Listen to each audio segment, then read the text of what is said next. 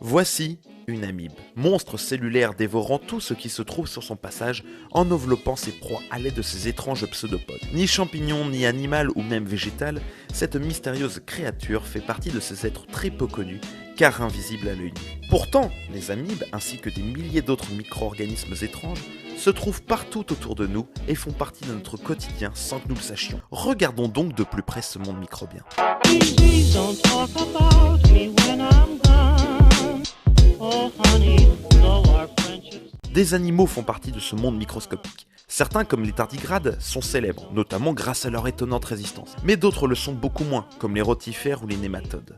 On peut retrouver toutes ces choses dans de minuscules gouttes d'eau, provenant de lacs, de la mer ou d'un petit morceau de mousse selon les espèces. Mais il y a surtout de nombreux autres organismes bizarroïdes, comme les paramécies, êtres se nourrissant principalement de petites particules ou de bactéries qu'elles aspirent, à l'instar de leurs cousines, les vorticelles. Comme les amibes et des tas d'autres microbes, ces derniers organismes ne sont constitués que d'une unique cellule capable d'effectuer toutes les fonctions d'un organisme entier. Certaines, telles les eugènes, ont une couleur verte témoignant de la présence de chloroplastes, permettant d'effectuer la photosynthèse.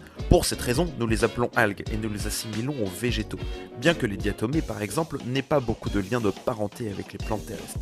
Certains dinophytes, organismes unicellulaires marins, peuvent être bioluminescents également, et complètent l'incroyable diversité de ces organismes microscopiques. Plus petits encore, les bactéries, comme les spériums, que l'on peut retrouver dans les eaux douces stagnantes. Incontournables dans le monde microbien, les bactéries peuvent être très importantes, comme les nitrobactères, fixant l'azote et fertilisant les sols. La plupart des bactéries nous sont d'ailleurs totalement inoffensives, et toutes ont leur place dans le monde vivant. Chacune de ces bestioles a son rôle écologique. Les microalgues dont nous avons parlé constituent la majorité du phytoplancton des océans et forment un véritable poumon pour la planète, produisant la moitié du dioxygène que nous respirons. Les foraminifères, et bien d'autres encore, comme les ostracodes, se nourrissent d'elles. Mais ces êtres seront eux-mêmes la pitance d'autres organismes, plus gros encore, dont certains finissent dans nos assiettes. Ainsi vont les chaînes alimentaires.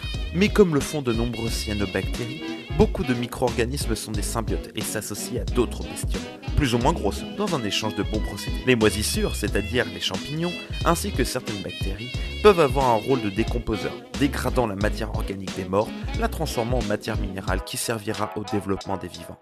En bref, les microbes, quels qu'ils soient, ont leur place dans les écosystèmes.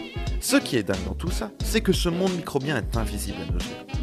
Pourtant, si notre monde de géants à nous existe, c'est parce que des millions de ces petits êtres effectuent leur vie sans que nous ayons réellement conscience d'eux.